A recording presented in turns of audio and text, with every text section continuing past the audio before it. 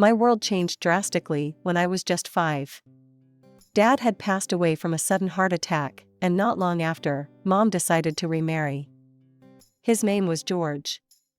He had a rough look and even a rougher way of talking, something that seemed to scare me right from the get-go.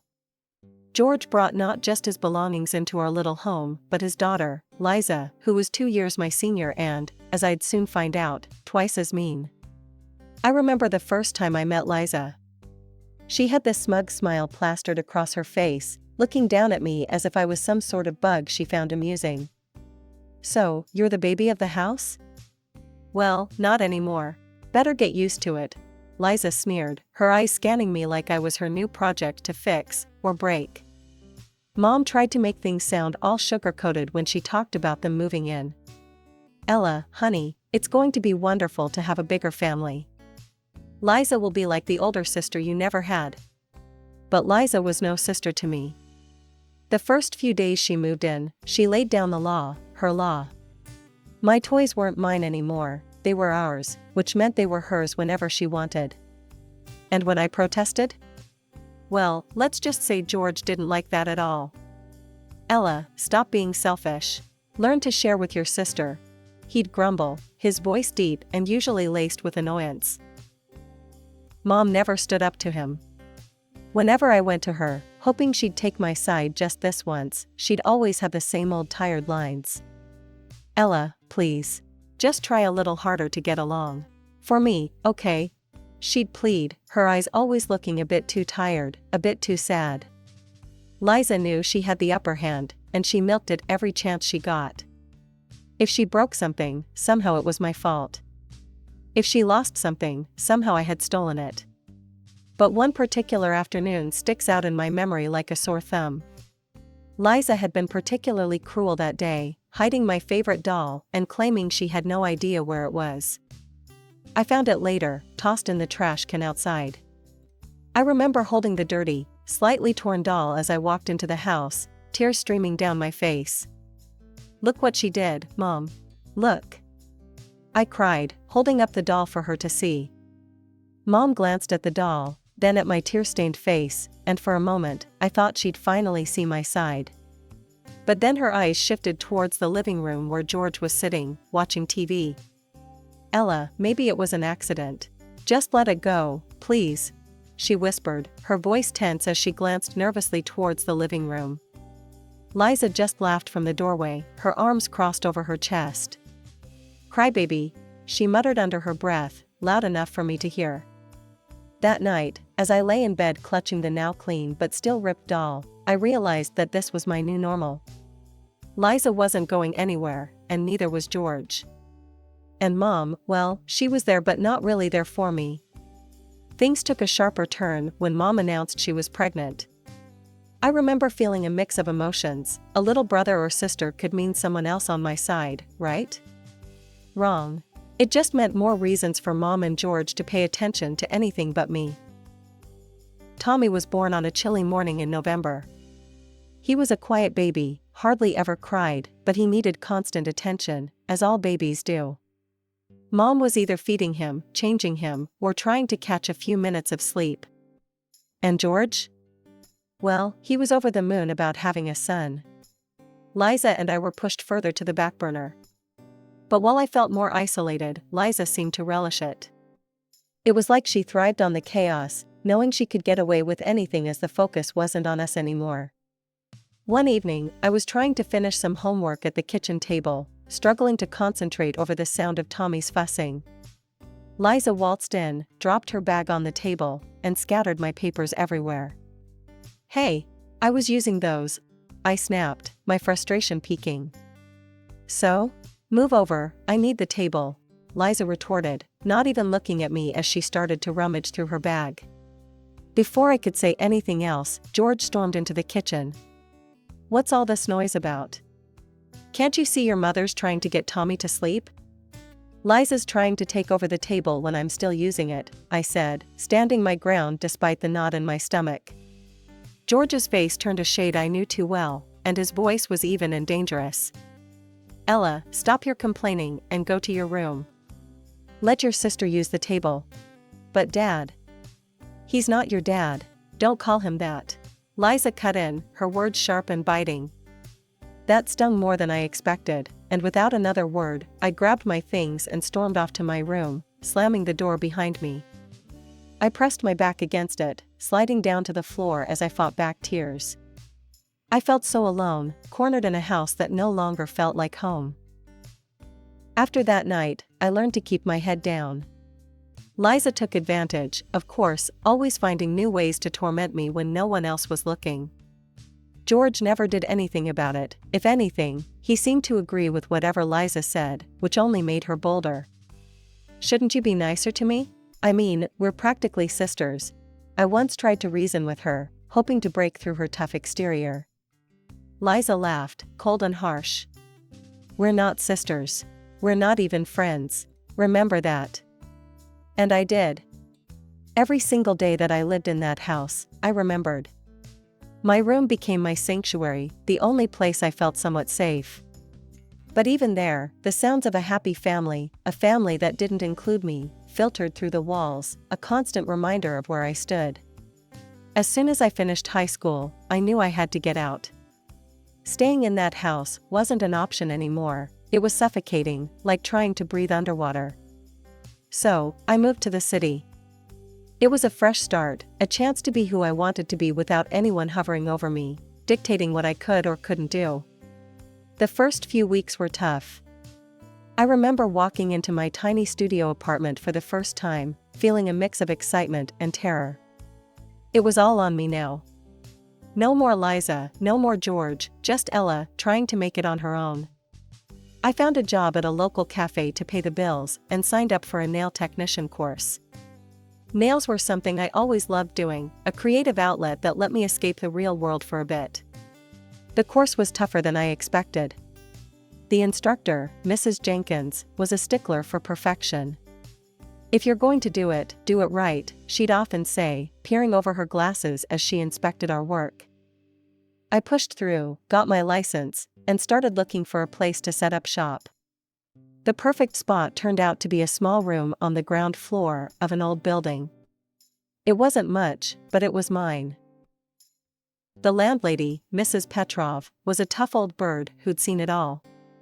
When I went to sign the lease, she eyed me skeptically. "You sure you can handle this, girlie? It's a tough business." I met her gaze, my resolve firm. "Yes, Mrs. Petrov. I can handle it." She grunted, handing over the keys. "We'll see. Pay your rent on time and we won't have any problems." Starting my own business was brutal. Money was tight, and there were days I barely made enough to cover lunch. But slowly, word got out. My clients liked my work, and they started bringing their friends. Positive reviews trickled in, and with each one, my confidence grew. Just when I thought I had everything figured out, life decided to throw me a curveball. It was a typical busy Tuesday when my phone rang, the screen flashing Mom, which usually meant something was up. I took a deep breath before answering. "Hi, Mom. What's up?" I tried to keep my tone light, but I was already bracing for whatever was coming. "Ella, sweetheart, I hope you're sitting down. I have a favor to ask," Mom began, her voice shaky, which immediately put me on edge. "I'm at work, Mom. What's going on?" I wiped my hands on a towel, stepping into the back room of my salon. "It's about your sister, Liza. She's moving to your city and needs a place to stay, just for a little while, until she finds a job," Mom explained, her words rushing out like she wanted to get it over with as quickly as possible. I felt my stomach drop. "Liza? Mom, are you serious?" There was a heavy sigh from her end. I know it's a lot to ask, but she's trying to start over, Ella. She's changed, she really has." The idea of living with Liza again made my skin crawl, but hearing the pleading in Mom's voice, I was torn. "I don't know, Mom. Please, Ella. For me? It won't be for long, I promise." And just like that, I found myself agreeing to let Liza stay. "Fine, but just for a little while, okay?" "Thank you, darling. I'll let her know." The next day, Liza arrived at my doorstep with 2 suitcases and a smile that looked too sweet to be genuine. "Hey, Ella. Long time, no see, huh? Thanks for letting me crash here. I really appreciate it," she chirped, stepping inside before I could even respond. "Yeah, sure. Let's just make sure it's temporary, okay?" I said, eyeing her suitcases with suspicion. Liza laughed, a bit too loudly. "Of course. I'll be out of your hair before you know it." The first week wasn't as bad as I expected. Liza seemed like she was really trying to make an effort. She cleaned up after herself, made small talk, and even offered to split groceries. "So, how's the job hunt going?" I asked one evening as we shared a surprisingly pleasant dinner. Good. I've got a couple of interviews lined up next week," Liza replied, sounding optimistic. "That's great. Just remember, you can't stay here forever," I reminded her, not wanting her to get too comfortable. Liza nodded, her expression serious. "I know, Ella. And thanks again. I know I wasn't the best sister back in the day, but I'm trying to make things right." I wanted to believe her, I really did. But there was always that nagging doubt in the back of my mind, remembering all the times she had deceived me before. As days turned into weeks, I noticed a shift in Liza's behavior. She started coming home late, missing her interviews, and hanging out with a questionable crowd. The old Liza was resurfacing. "Liza, we need to talk," I finally said one night after she stumbled in past midnight. "What's up?" Liza slurred slightly, clearly having had a few drinks. "This isn't working. You said you'd look for a job, but all you're doing is partying. You need to get it together or find somewhere else to live," I said firmly, my patience wearing thin. Liza rolled her eyes, her old defiance flashing. "Chill, Ella. I'll get a job. Just relax." But I couldn't relax. Not with her in my house, disrupting the peace I had worked so hard to build. Liza's promises of job hunting had quickly dissolved into late nights and shady new friends who seemed to pop in and out of my apartment like it was a downtown bar. My patience was wearing thin, and I was close to kicking her out when I met Alex at a friend's party. Alex was different from anyone I'd ever met. He was genuine and seemed genuinely interested in what I did for a living, unlike most guys who glossed over it once they heard nail technician. "So, you really run your own business? That's pretty impressive," Alex said as we sat tucked away in a quieter corner of the noisy living room. "Yeah, it's been a wild ride, but I love it. It's mine, you know?" I replied, feeling a spark of pride flicker within. We started seeing each other, and things were going great, except for one thing, Liza. She had taken an unsettling interest in Alex. At first, it was just lingering looks, but then she started making excuses to stick around whenever he came over. It wasn't long before I caught her trying to be a little too friendly. One evening, I came home earlier than usual to find Liza draped a bit too close to Alex on the sofa, laughing at something he said. The scene made my blood boil. "Having fun?" I asked, my voice sharp as I dropped my keys on the counter a little louder than necessary. Liza jumped up, a guilty flush on her face. "Oh, hey, Ella. We were just chatting, getting to know each other better." Alex looked uncomfortable, his eyes darting between Liza and me. "Yeah, just talking. Ella, can we chat for a sec?" I nodded, pulling him aside into the kitchen. Once out of earshot, I didn't waste time. "What was that all about?" Alex rubbed the back of his neck, looking genuinely confused. "I'm not sure. She's been really forward lately." I didn't want to say anything. I didn't know how to handle it without making things weird for you. Determined to put an end to it, I confronted Liza later that night. "We need to talk, now," I said, standing at the entrance of her room. She looked up, feigning innocence. "What's up?" "You know what? This thing with Alex? It ends now. He's not interested, Liza. Back off," I stated bluntly, my tone brooking no argument. Liza's face twisted into a sneer. "Oh, come on, Ella. What's the harm in a little fun? Alex doesn't seem to mind." That was the last straw. I couldn't have her in my apartment any longer. Pack your stuff. You need to leave. First thing tomorrow, I said firmly. Liza looked stunned, finally realizing I was serious. You can't kick me out. Where will I go? That's not my problem. You should have thought of that before, I replied, feeling a mix of relief and sadness.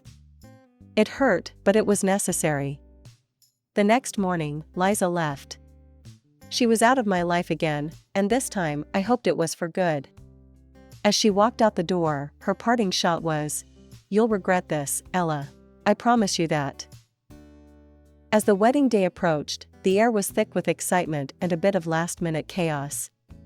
Alex's mom, Janet, who used a wheelchair, had become more like family to me. We'd spent countless afternoons together, chatting and planning the wedding. I always hoped Alex would find someone who cares as much as you do, Ella. You're a blessing to us, Janet would often say with a warm smile, making me feel all the more welcomed and loved in this new family.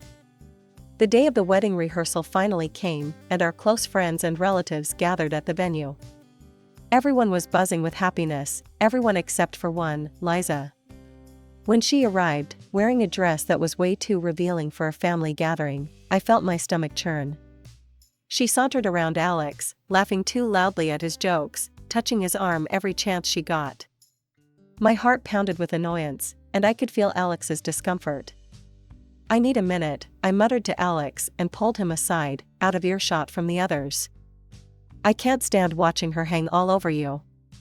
It's disrespectful, and it's supposed to be our special day." Alex took my hands in his expression softening. "Hey, look at me. Nothing she does changes how I feel about you. Okay? She's background noise, that's all." I nodded, trying to calm down, when Liza's laughter echoed across the room, slicing through the chatter like a knife. I snapped. Striding over to where Liza was standing, I fixed her with a glare that I hoped would melt steel. "Liza, you need to leave. Now," I said, my voice louder than intended, drawing a few curious glances from the guests. Liza's eyes widened, but she didn't make a scene. Instead, she scoffed, flipped her hair over her shoulder, and walked out without another word. Relief washed over me as I watched her leave. Turning back to the gathering, I caught my mom's eye. She approached, her expression a mix of concern and curiosity. "What was that all about?" Mom asked, her voice low. "I don't want her here, Mom. Not today, not at the wedding. She's done enough damage," I said, my voice firm. Mom nodded, her eyes softening. "I understand, honey. And well, there's something you should know about George. He and I are divorced. He turned out to be much worse than we thought, especially after the drinking got bad. He's not just out of my life, he's out of ours completely." My mind reeled. "And Liza? She's on her own now. George had a stroke and can barely manage, she's looking after him. They're not our concern anymore, Ella," Mom added, almost as if she were convincing herself too. The drama was behind us, and all that was left was to look forward to the beginning of a new chapter with Alex, free from the shadows of the past. The first year of marriage had flown by, seemingly perfect, with me setting up a small space in our apartment to continue my nail business. It was an ideal setup. I could work while still being there for Janet, my mother-in-law, who needed daily care due to her disability. Things seemed to be going well, until I started noticing a change in Alex.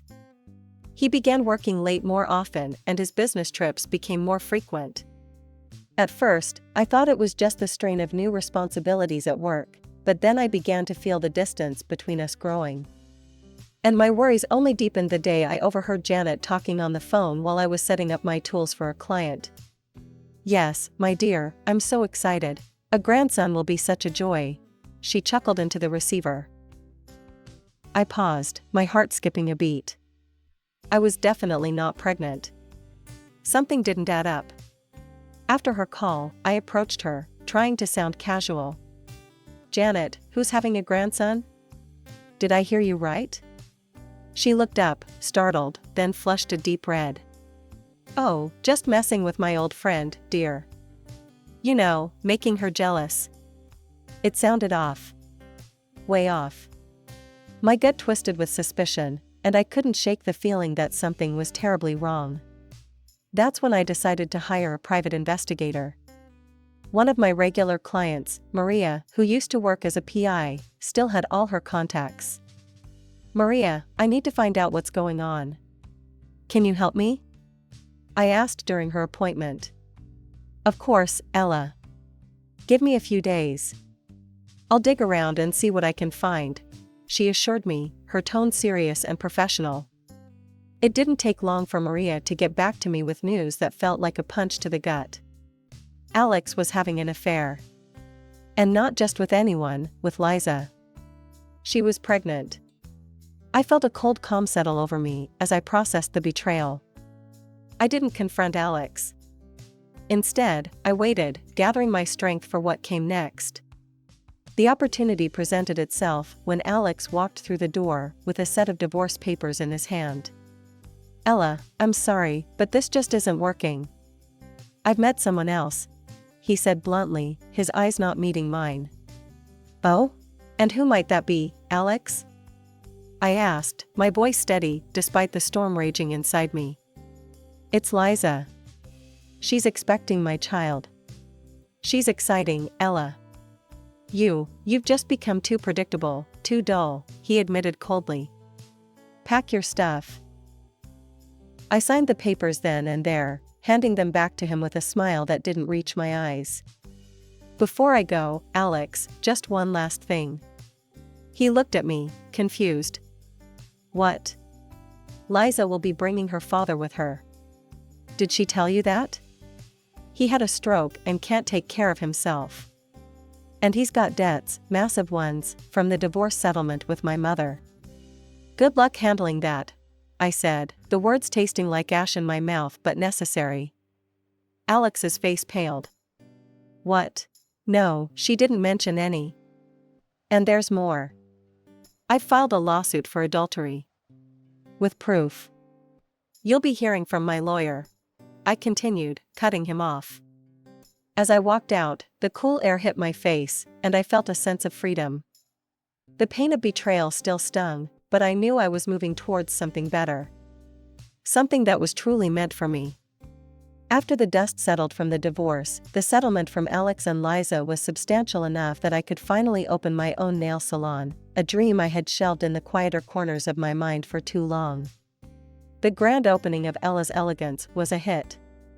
The local newspaper even covered the event, and the community support was overwhelming. I hired a few skilled technicians, and we quickly became a favorite in town for our meticulous work and calming atmosphere. One quiet afternoon, while I was sorting through some inventory in the back, my mom called. I always looked forward to our talks. They were the little moments of peace in my often hectic days. "Hi, Mom, what's up?" I asked, smiling as I paused to sit down. "Oh, nothing much. I just heard from an old friend of mine. Liza had her baby," she said hesitantly, probably expecting me to react negatively.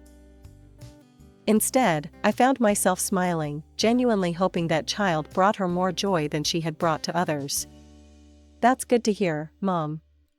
I hope they're both healthy.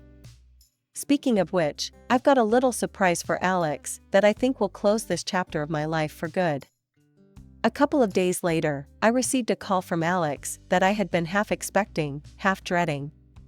He sounded desperate and defeated, a far cry from the confident man who had handed me divorce papers. "Ella, I received the documents from you," he started, his voice shaky. I can't believe it. Liza's child. I'm not the father?" His voice cracked with the question. "You're not surprised?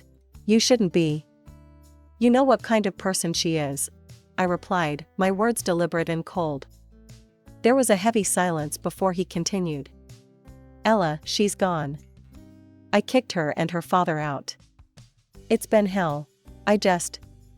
Can we forget all this? Start over? I need you, Ella," he pleaded. The words might have tugged at my heartstrings once, but that time was long gone. "Alex, you don't need me. You need a caretaker and a way to pay your debts." I'm not falling for that again. Take care of yourself, I said firmly before hanging up the phone. Sitting back in my chair, I felt a wave of relief wash over me.